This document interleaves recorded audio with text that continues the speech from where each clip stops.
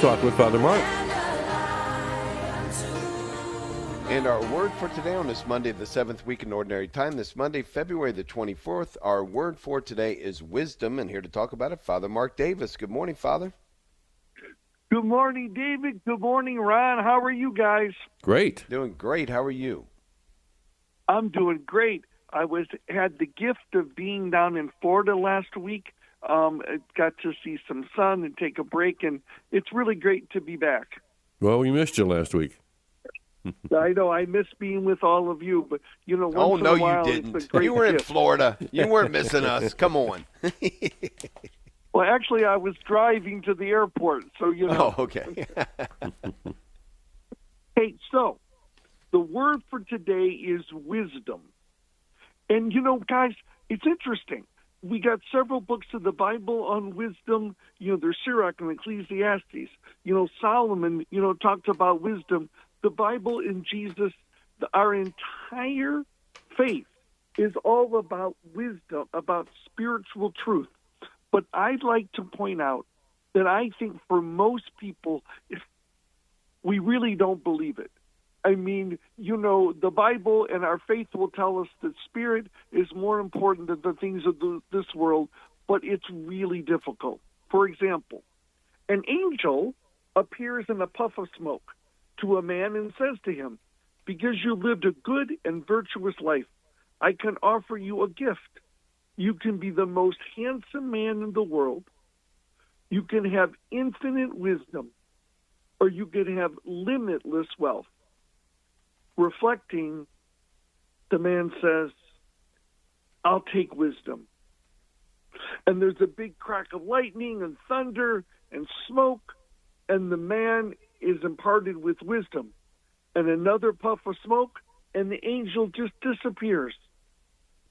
And as the smoke is clearing, and the man has total, perfect, unlimited wisdom, he shakes his head, looks down at the table, and says, "Ugh, I should have taken the money."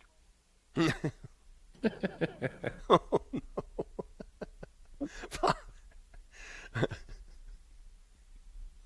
So, I think in the world, people who are caught up, as Thomas Aquinas would say, in wealth and pleasure and power and prestige. And really, if you think about it, if you had limitless wealth, then you could buy pleasures, you would have power and prestige. That I think the lure of that is so strong that I think that most people don't even think of wisdom, and they think, no, I want the money. So today's reading from Sirach is really interesting. He says, all wisdom comes from the Lord, and with him it remains forever and is before all time. God's wisdom, God's spirit, is just inherent in the entire universe. The wisdom just is, and it's the pathway to real happiness and the presence of God.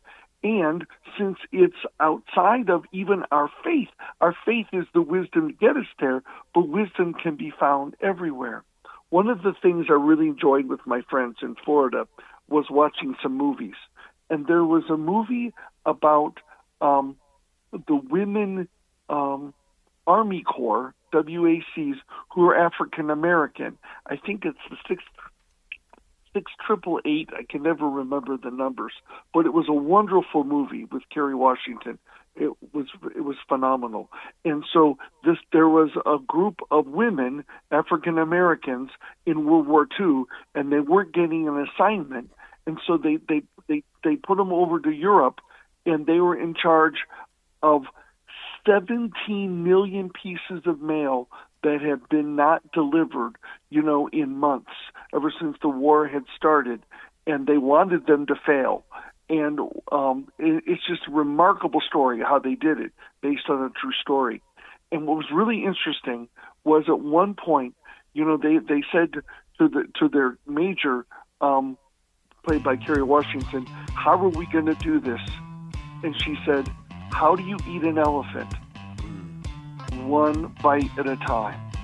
So I think as we go in and start getting ready for Lent, which begins next Wednesday, 9 days from now, and we think about our own real depth of connection to wealth and power and prestige and pleasure, let's begin to pray and think about what little things we can do, what little practices we can do to Lent, one day at a time, one bite at a time, for us to be able to really enter closer into the presence of God. And that's why we say no to some things and yes to others, one day at a time, one bite at a time, to be able to really enter into the wisdom that's all around us and that God really wants for us. God bless you all. Thank you, Thank Father. you, Father Mark.